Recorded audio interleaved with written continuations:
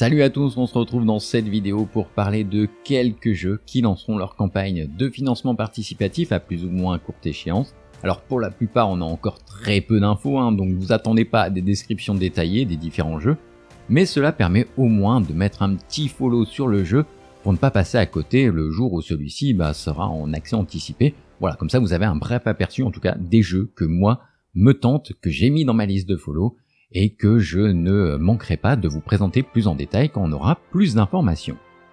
Comme d'habitude, en fin de vidéo, je vous donnerai mon top 3 des jeux qui m'intéressent le plus et qui risquent finalement de surtout fâcher ma femme et mon banquier. Rassurez-vous, cette vidéo sera bien moins longue que la dernière et vous serez donc moins impacté par les pubs. Parce que oui, dans les commentaires de la dernière vidéo, vous m'avez remonté le fait qu'il y avait des pubs qui arrivaient tout le temps. Malheureusement, c'est quelque chose que je ne peux pas contrôler puisque la chaîne n'est même pas encore éligible à la monétisation. Donc c'est juste YouTube qui vous met de la pub dans tous les sens. Désolé vraiment pour ce désagrément.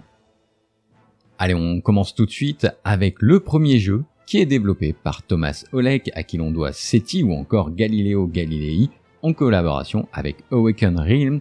Eh bien, on parle de Below the Asylum, qui est un jeu narratif d'horreur où vous allez incarner l'un des agents du Below, le bureau des exorcismes, l'iminalité et la guerre contre l'occulte. Donc comme son nom l'indique, l'histoire va se dérouler dans un asile et vous allez pouvoir naviguer entre deux mondes parallèles. L'un, c'est le monde que l'on connaît, et puis l'autre, c'est un monde bien plus sombre et inhospitalier. Alors pourquoi vous y rendre, finalement, vous pourriez me dire? Eh bien tout simplement car les deux mondes étant agencés différemment, il vous faudra naviguer entre l'un et l'autre afin d'explorer des zones initialement inaccessibles. Alors il y a aussi cette question de l'étrange matière noire qui est finalement la clé des failles entre les deux mondes. Quand votre joueur en aura trop accumulé, eh bien il sera alors automatiquement aspiré dans l'autre monde et devra trouver un moyen d'en revenir. Mais cette transition permet toutefois à votre personnage de gagner de l'expérience et donc d'apprendre de nouvelles compétences. Mais attention, plus votre personnage bascule d'un monde à l'autre, eh bien plus il se rapproche de la mort. Alors on n'en sait pas davantage sur les mécaniques du jeu, mais le trailer proposé lors de la conférence AR Next 2025 pose les bases d'une ambiance solide proche des jeux vidéo d'horreur comme Resident Evil, Silent Hill ou encore Outlast premier du nom. Le jeu devrait commencer sa campagne de financement participatif sur la plateforme GameFound au 3e trimestre de cette année. Autre jeu présenté lors de la conférence Awaken Realms, c'est Labyrinth Chronicle. Labyrinth, c'est tout simplement l'un des jeux familiales emblématiques de Ravensburger. Depuis sa sortie en 1986, il s'est vendu à plus de 30 millions d'exemplaires, dans sa forme originelle ou avec des habillages différents. Il y a eu du Disney, du Harry Potter, du Pokémon, etc., etc. Et cette fois-ci, c'est Awaken Realms qui décide de revisiter le concept de labyrinthe avec des mécanismes supplémentaires. Alors même s'il est toujours possible de jouer avec les règles simples et efficaces de la version de notre enfance, les développeurs d'Awaken Realms ont ajouté un mode aventure qui mélange l'expérience initiale en incluant des mécanismes de progression de style roguelite. Ce mode aventure sera coopératif et votre progression vous amènera à débloquer de nouveaux héros et à construire votre village au fur et à mesure. Du côté de la rejouabilité, pas de souci puisque vous avez la possibilité de réinitialiser votre progression et de recommencer à zéro en prenant de tout nouveaux embranchements narratifs. Alors c'est vrai, on n'est pas forcément ici dans un jeu expert, mais il me semblait en tout cas super important de présenter aussi des jeux typés peut-être un peu plus familial, car jouer avec son enfant, moi en tout cas je trouve que ça n'a pas de prix, j'adore vraiment ça. Labyrinth Chronicles devrait arriver sur GameFound sur le premier trimestre 2026, c'est pas pour tout de suite. Chez Dragory Games, ce sont deux jeux qui arriveront très prochainement, en ce moment ils sont vraiment en train de balancer. Le premier, c'est Spellrift Legends, prévu pour commencer sa campagne en juillet.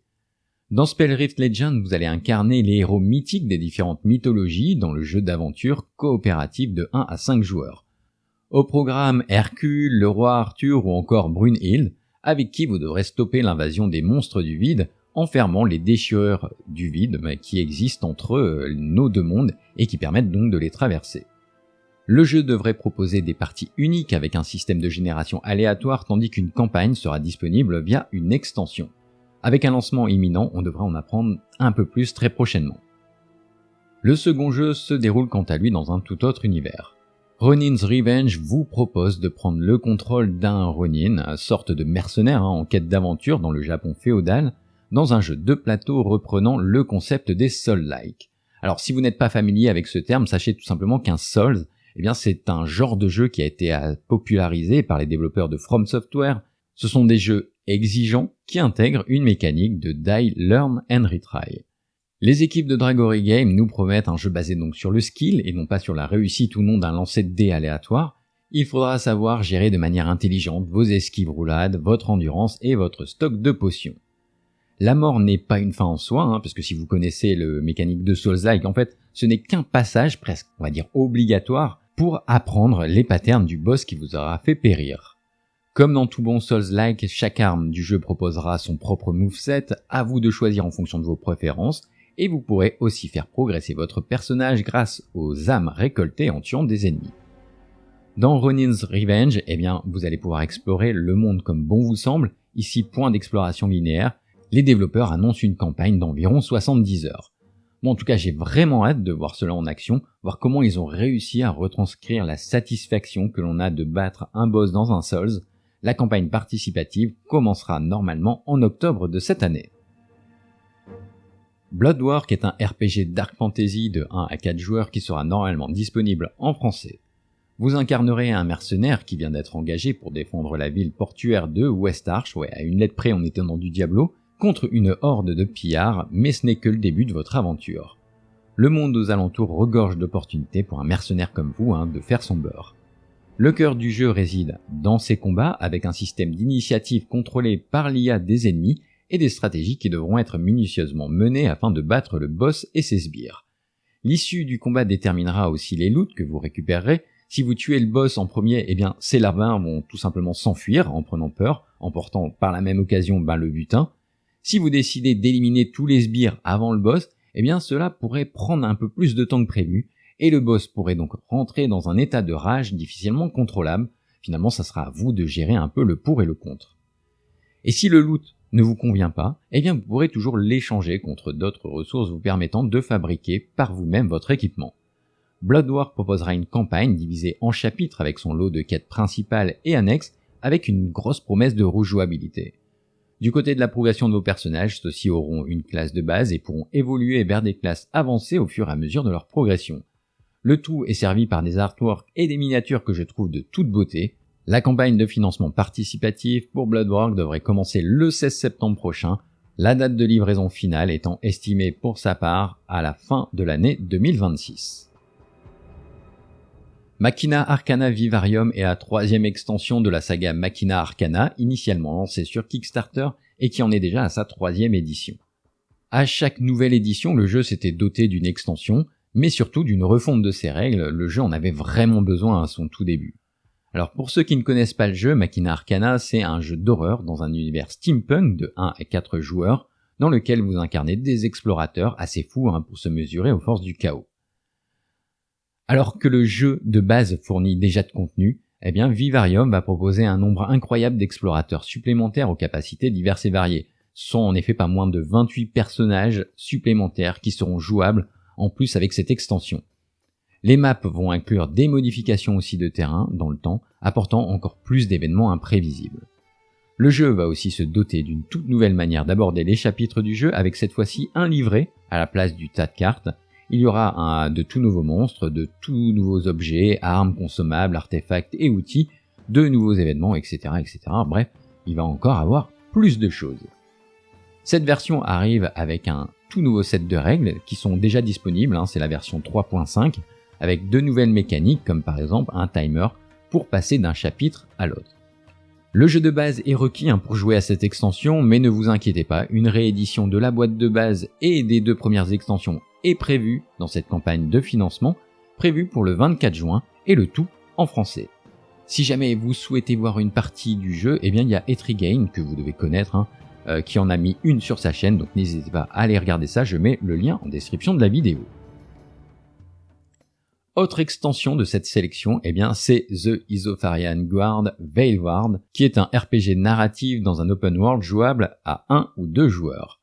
Dans ce nouvel opus, vous allez prendre le contrôle de 2 nouveaux gardes. Il y aura d'abord Ray, une sorte de guérisseuse, et Lucas, un ancien membre de la garde, un peu dégoûté par les affaires militaires et politiques. Comme dans le jeu de base, les combats dans le jeu se feront grâce à la mécanique de backbuilding, mais il y aura aussi de toutes nouvelles cartes de compétences pour nos héros, des cartes de voile qui seront jouables lors d'une nouvelle phase de combat. Ces cartes spéciales déclenchent des capacités uniques dont la force est calculée grâce aux connexions actives entre les cartes. Alors tout comme avec le jeu de base, cette extension arrive avec l'application mobile Forteller permettant de simuler la narration par un MJ et d'insuffler une certaine ambiance via des compositions musicales. Pour pouvoir profiter de cette extension, il faudra bien évidemment posséder le jeu de base, mais ne vous inquiétez pas, une 3e édition du jeu de base se fera via la campagne participative. Enfin, je vous dis, ne vous inquiétez pas, mais en fait si, parce que en fait la campagne qui est prévue pour le 17 juin prochain, donc là bientôt, eh bien, elle a déjà annoncé la douloureuse. La boîte de base Isofarian Guard est annoncée à $220 et il faudra dépenser $270 pour avoir la version avec l'appli narrative et le tapis de jeu, et l'extension sera proposée à $120 et $165 avec l'appli et le tapis de jeu, et puis pour le all-in, eh bien, comptez tout simplement $535. Bref, un bon petit billet pour un jeu qui malheureusement ne sera pas en français. The Tinning Veil est un jeu coop de 1 à 4 joueurs inspiré de la mythologie celte et des légendes irlandaises. Le jeu pourra se découvrir via une campagne narrative aux multiples embranchements ou via des scénarios one-shot. Le jeu repose sur l'exploration évolutive de différentes tuiles de jeu où vous ferez face à des monstruosités, des pièges mortels et des choix cornéliens. Le jeu arrivera avec du matériel qui semble de grande qualité, que cela soit au niveau des miniatures ou des différents artworks du jeu. Moi, c'est vraiment ça qui m'a emballé. Le jeu en version solo et 2 joueurs dans l'univers de Tinning Veil s'était dévoilé lors de la UK Game Expo de l'année dernière et cela semblait vraiment très très prometteur. J'adore le design qui intègre parfaitement la brume que l'on imagine dans la culture nordique, tout comme celui des héros là qui arriveront avec des miniatures que les amateurs de peinture se feront un plaisir de colorer. The Tinning Veil sera en anglais et il y aura une version française en mode fichier PDF. Threshold est le prochain jeu des développeurs de Open Hall Studio à qui l'on doit notamment Stars of Acarios. Threshold s'inspire librement des jeux vidéo que sont Path of Exile et World of Warcraft. Vous allez avoir la possibilité de partir seul à l'aventure ou bien de coopérer pour explorer le monde et les donjons de ce dernier. Le jeu va se concentrer sur des éléments phares du MMO et des ARPG, le combat, la progression de votre personnage, l'itémisation et la construction du monde. Threshold promet un setup rapide, que vous puissiez comme ça vous plonger rapidement dans l'aventure. Alors on a encore très peu d'infos sur le jeu, mais la campagne de financement devrait commencer à l'automne prochain, autant donc garder un œil dessus. Autre jeu s'inspirant d'un jeu vidéo, eh bien c'est Hell Legend, et vous l'aurez compris, ce dernier est très proche de la licence Diablo. Hell Legends est un dungeon crawler coopératif de 1 à 4 joueurs où vous pourrez incarner différents héros, un barbare, une magicienne, un archer ou un nécro. Chaque héros disposera d'une vingtaine de compétences uniques qu'il sera possible d'améliorer sur 4 paliers, et disposeront aussi d'une compétence spéciale, comme par exemple le barbare qui pourra s'infliger lui-même des blessures, mais cela lui permettra de se déplacer gratuitement sur le plateau de jeu. Au fur et à mesure de votre progression, vous pourrez aussi débloquer de nouvelles cartes vous permettant de récupérer de nouveaux talents et des objets spéciaux. Bon, le jeu n'est vraiment encore dans sa phase de prototypage, donc il ne devrait pas arriver tout de suite.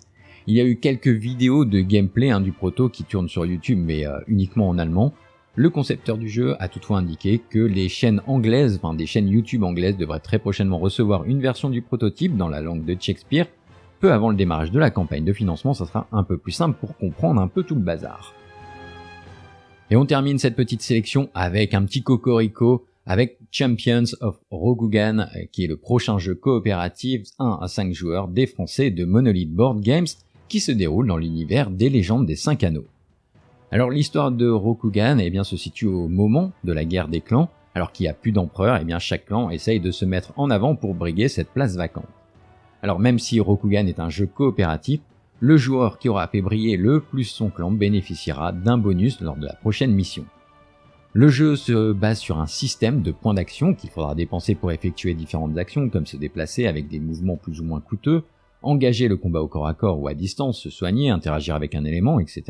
Et chaque test du jeu se basera quant à lui sur les 5 éléments du lore des 5 anneaux. Il y aura le feu et l'eau, les éléments offensifs, la terre et le vent, les éléments défensifs, et le vide qui est un élément bonus. À vous de faire les bonnes combinaisons pour déclencher des effets supplémentaires, et pour négliger l'aspect aléatoire du jet de dés, un système de quilles et d'honneur permettra de venir relancer les dés dont le résultat ne sera pas forcément à la hauteur de vos attentes. Le jeu démarrera sa campagne participative le 17 juin prochain aussi. L'attente pour recevoir son achat devrait aussi être réduite puisque les éléments du jeu chez Monolith ont déjà été développés. Et voilà, j'espère que cette petite sélection vous a plu, que vous en avez mis quelques-uns en follow pour garder un petit œil dessus. Et pour ma part, voici mon top 3, pas forcément dans le bon ordre. Il y a Below, The Asylum, premièrement parce que j'adore les jeux d'horreur, que ce soit sur PC ou en jeu de plateau. Peut-être qu'on retrouvera un peu l'ambiance qu'on avait dans Dawn of Madness. D'ailleurs, Dawn of Madness qui est aussi en version réédition, là, la campagne participative est en cours en ce moment, sur la plateforme GameFound aussi. Mon deuxième choix se porte bien évidemment sur Machina Arcana Vivarium, l'extension. Vraiment, j'adore cet univers steampunk. J'adore le jeu, je trouve qu'il est très simple à jouer et vraiment une belle ambiance. Et puis le dernier, c'est peut-être celui sur lequel j'ai pas encore le plus d'infos, mais qui me tente tout simplement parce que je trouve les artworks complètement dingues, c'est Blood War. Voilà, j'espère que ça vous a plu. N'hésitez pas à follow la chaîne pour être prévenu lorsqu'il y aura une prochaine vidéo. En tout cas, je vous remercie. Je remercie déjà tous ceux qui l'ont fait parce que vous avez été excessivement nombreux à le faire. Je m'attendais pas du tout à ça. Merci pour tous ceux aussi qui ont laissé un petit commentaire. C'était très gentil. Merci pour les encouragements.